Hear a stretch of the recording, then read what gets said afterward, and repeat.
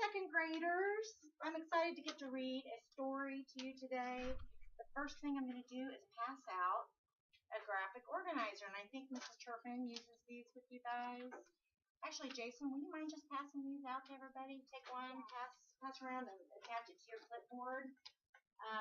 Mrs. Turpin tells me, but I have a pretty smart group here, and that you guys have been talking about titles and authors of books.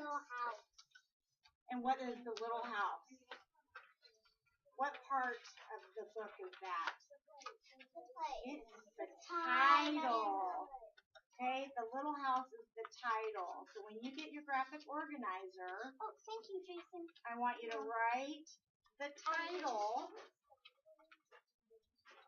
And up above the title, there's something else that's written down that you always write on your papers. Name. Your name and the Date. Sophie, did you have a question? I have it. You do have that book?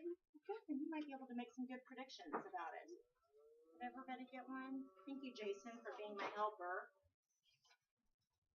The Little House is the title. And can you see how to spell it from here? If not, I can read it. Awesome. Can you see, Alyssa? The Little House. And the special thing about this book, it was written in 1942. Does anybody know how long ago that was? Like, kinda. I mean, that's kind of a long time. 72 years ago. So probably written before your grandparents were even born, right? A long time ago. I'm guessing my grandpa's older than my grandma, so probably about. Yeah, it was probably written before that. Okay, so everybody has the Little House as the title. The next thing we're going to look at, what else do you notice on this book? The author. And the author is Virginia Lee Burton. And it's in small font, so I'm going to spell it for you. So find where it says author on your graphic organizer. And the first word, the first name is Virginia. V-I-R-G-I-N-I-A.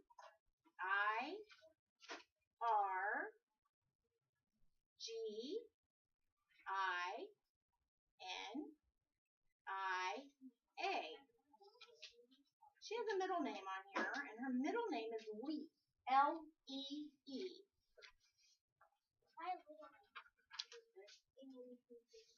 Last name, Burton. B-U-R-T-O-N.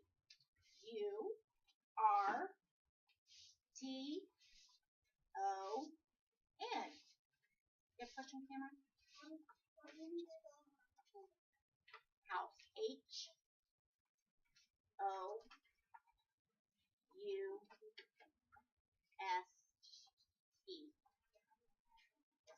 So our title is The Little House, and it was written by Virginia Lee Burton a long, long time ago.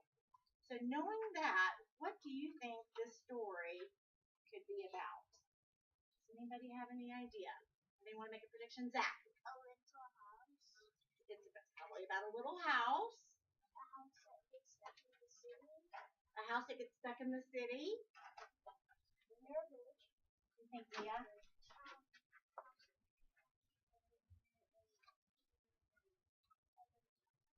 Yeah, different people probably do live in it because it's an old house. 72 years ago, probably different people have lived in it over the years. It's about the old days, so maybe it's about a house that was from a long time ago. Sophie? They moved to the city and we couldn't see the stars. Moved to the city and we couldn't see the stars. Well, let's get started reading the book and let's find out.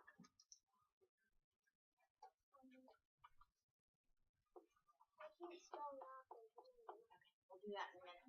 Once upon a time, there was a little house way out in the country. She was a pretty little house, and she was strong and well built.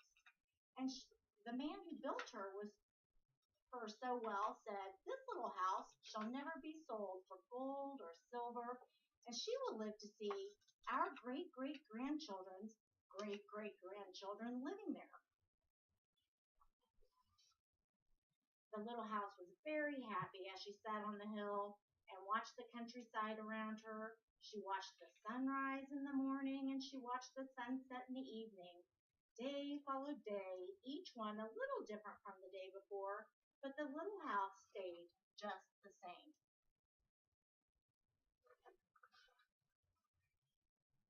In the nights, she watched the moon grow from a thin new moon to a full moon, then back again to a thin old moon. And when there was no moon, she watched the stars way off in the distance. She could see the lights of the city. The little house was curious about the city and wondered what it would be like to live there. Time passed quickly for the little house as she watched the countryside slowly change with the seasons. In the spring, when the days grew longer and the sun was warmer, she waited for the first robin to return from the south. She watched the grass turn green, she watched the buds on the trees swell, and the apple trees burst into blossom. She watched the children playing in the brook. What's the brook? There's going to be some new vocabulary words in there that we'll learn. A brook is like a river. You can see it in the picture. In the long summer days, she sat in the sun and watched the trees cover themselves with leaves, and the white daisies cover the hill. She watched the gardens grow, and she watched the apples turn red and ripen. She watched the children swimming in the pool. Looks pretty lovely to me.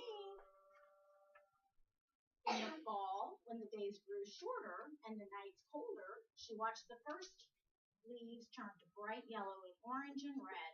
She watched the harvest gather and the apples picked. She watched the children going back to school.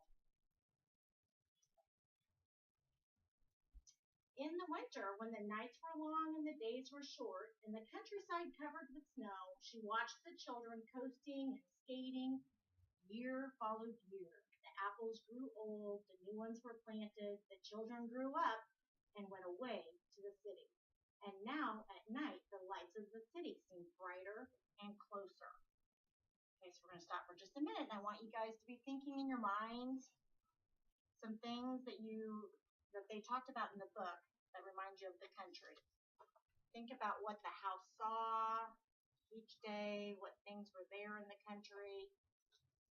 Okay, because we're going to use that later in our graphic organizer. Okay, so think about what life was like in the country for this house. And I'll give you the directions later, okay? So just be thinking now. One day, the little house was surprised to see a horseless carriage coming down the winding country road. Pretty soon, there were more of them on the road and fewer carriages pulled by horses. Pretty soon, along came some surveyors and surveyed a line in front of the little house. Pretty soon, along came a steam shovel and dug a road through the hill covered with daisies. Then some trucks came and dumped big stones on the road, then some trucks with little stones, and then some trucks with tar and sand. And finally, a steamroller came and rolled it all smooth, and the road was done. We're going through now. Now the little house watched the trucks and automobiles going back and forth to the city. Gasoline stations, roadside stands, small houses followed by the new road. Everyone and everything moved much faster now than before. More roads were made and the countryside was divided into lots, more houses, bigger houses, apartment houses, tenement houses, schools, stores, garages spread over the land and crowded around the little house. You see the little house in the middle of all of that? No one wanted to live in her and take care of her anymore. She couldn't be sold for gold or silver, and she just stayed there and watched.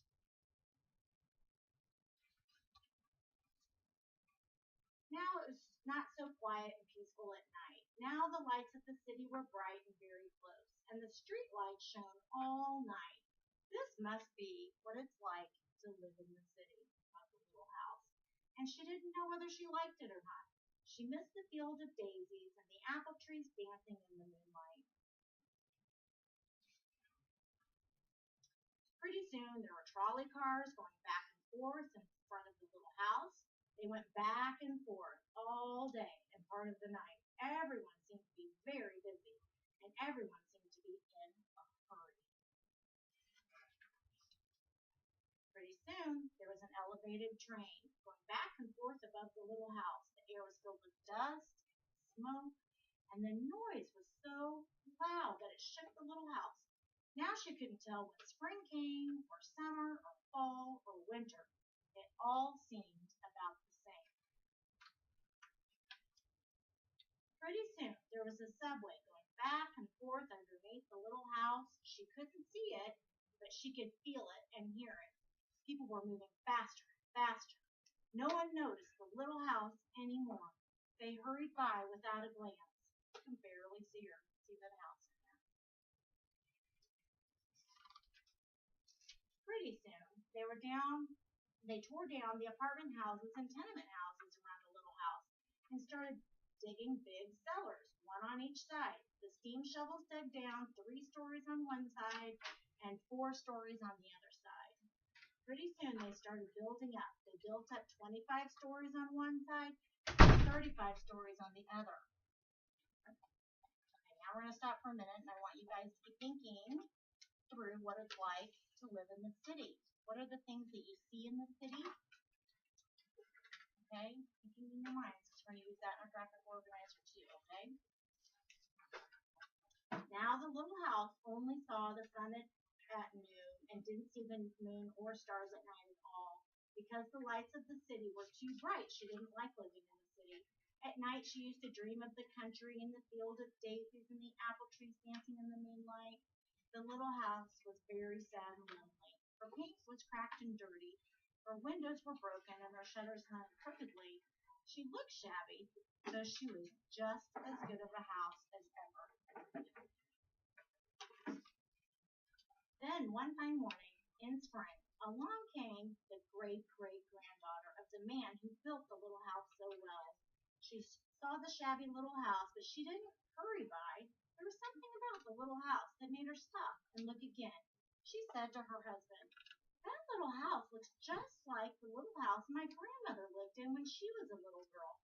Only that little house was out in the country, on a hill, covered with daisies and apple trees growing around." They found out it was the very same house, so they went to the movers to see if the little house could be moved. The movers looked at the little house all over and said, "Sure, this house is as good as ever," and said, "We can move this house anywhere." So they jacked up the little house, put her on wheels. Traffic was held up for hours, but they moved her slowly out of the city.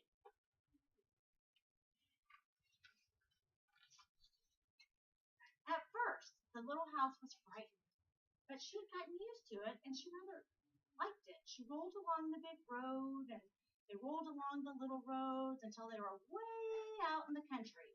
When the little house saw the green grass and heard the birds singing, she didn't feel sad anymore. They went right along and along, but they couldn't seem to find just the right place. They tried the little house here, they tried the little house there. Finally, they saw a little hill in the middle of a field. Apple trees growing around it. "There," said the great-great-granddaughter. "That's just the place." "Yes, it is," said the little house to herself. A cellar was dug, and on top of the hill, and slowly they moved the house from the road to the hill. The windows and shutters were fixed, and once again they painted her a lovely shade of pink. As the little house settled down on her new foundation, she smiled happily. Once again she could watch the sun and the moon and the stars. Once again she could watch spring and summer and fall and winter come and go. Once again she was lived in and taken care of. Never again would she be curious about the city. Never again would she want to live there. The stars twinkled above her. A new moon was coming up. It was spring, and all was quiet and peaceful in the country. The end.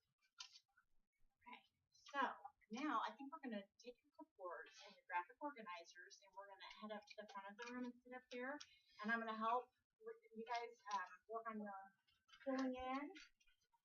And we'll work on this together.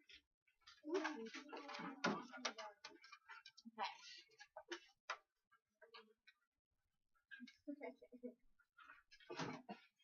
so once you have a seat, let me turn my computer around here.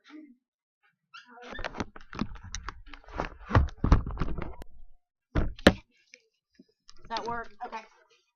Okay, once you have a seat, the first thing I want you to do, you're going to notice three different things on your graphic organizer. There's a picture of what, Madison? A street or a road. What words do you think go on the street or the road?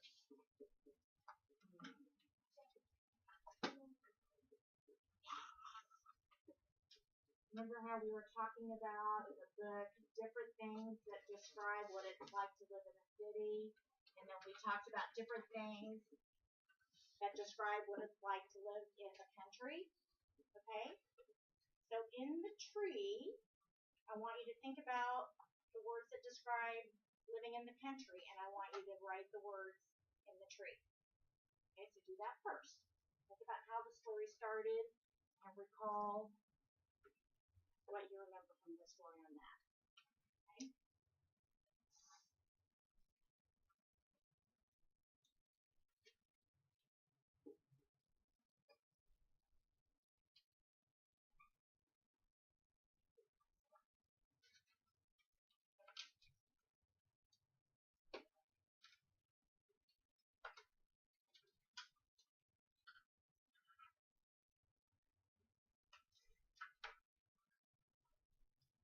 Try to write down in the tree at least 3 words. Okay? Seeing a lot of empty trees. Think about what the tree saw or what the house saw out in the country. Maybe the things that surrounded the tree or the house.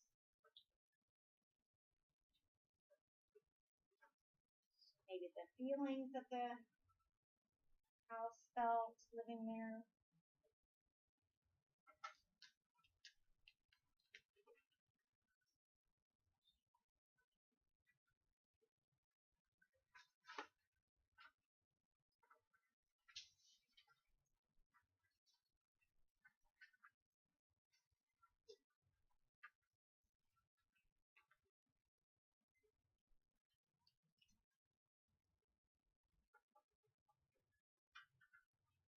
Okay, Zach, can you tell me one of the words that you wrote down? What was it? Out in the country? Was busy? Well, it started to become busy when the city was being built. But before the city was built, what was it like? Leah, what do you have? Apple trees. Good. Apple trees. Jason, can you tell me something that you wrote down?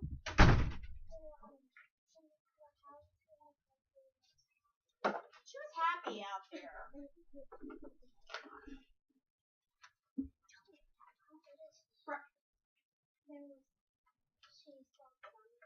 She saw the summer and she saw the seasons, right?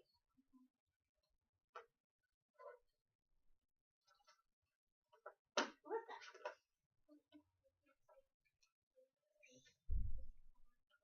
She could see the stars. Nice work. Okay, once the city started to be built up around her, how would you describe the cities? Those words are going to go on the road, and you can kind of write side by side. That's what I'm going to do. So take just a couple minutes and write down some words that describe what it's like to live in the city, on the street. Yeah.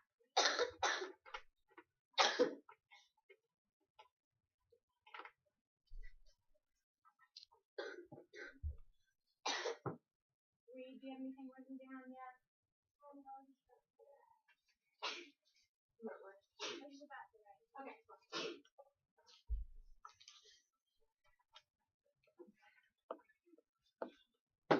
Sophie, what do you have written down?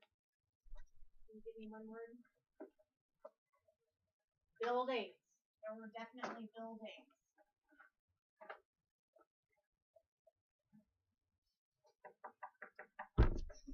Jason. It was loud living in the city. Ryan. Busy. Everybody was busy living in the city. Stuff happening everywhere. Trucks. Lots of trucks.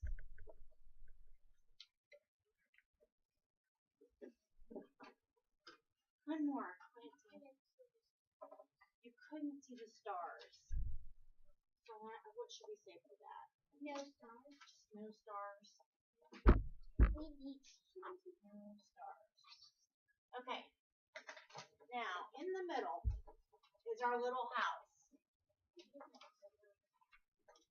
And this little house, whether she lived in the country or in the city, had many things that stayed the same about her. Can you describe what this little house was like? Think about that for a minute and write it. You can write those words in the house. Should I put some windows on there? Okay, there's your windows. Camera, what? Can you tell me something about the little house? What do you remember that the author told us about the little house? She was able to move. She was movable.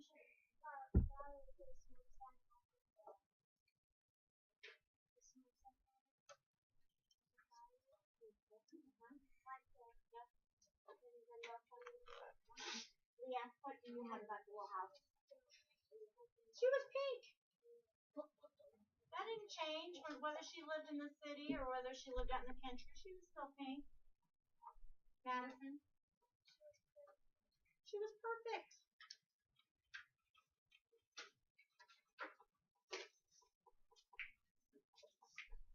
Leah, Brooke?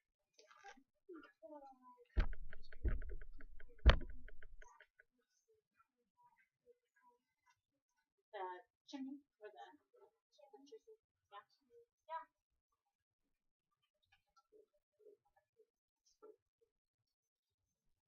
One of the things that I remember the author saying about this house is that it was well built and strong, right?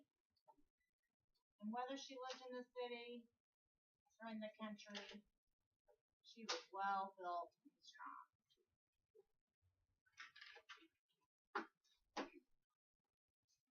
Anybody else have anything to add? What do you have? She stayed small. She was little.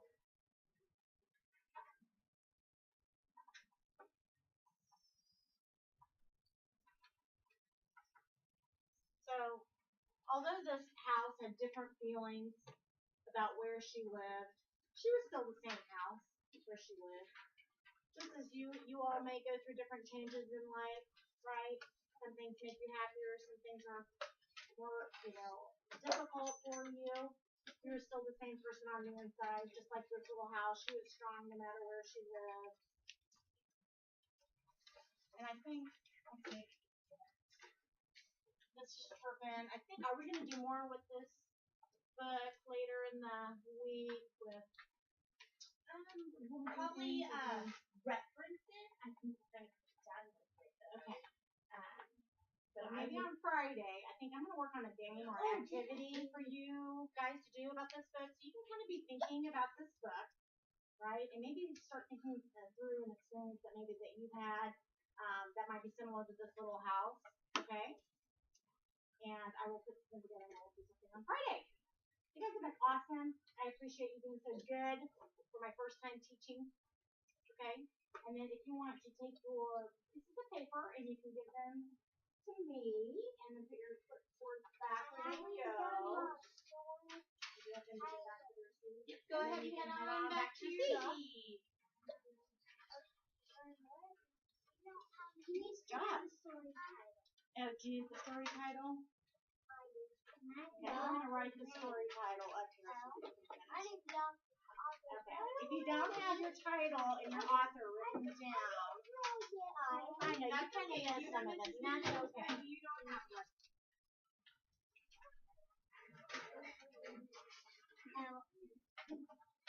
Okay. Are you getting it from Brooke?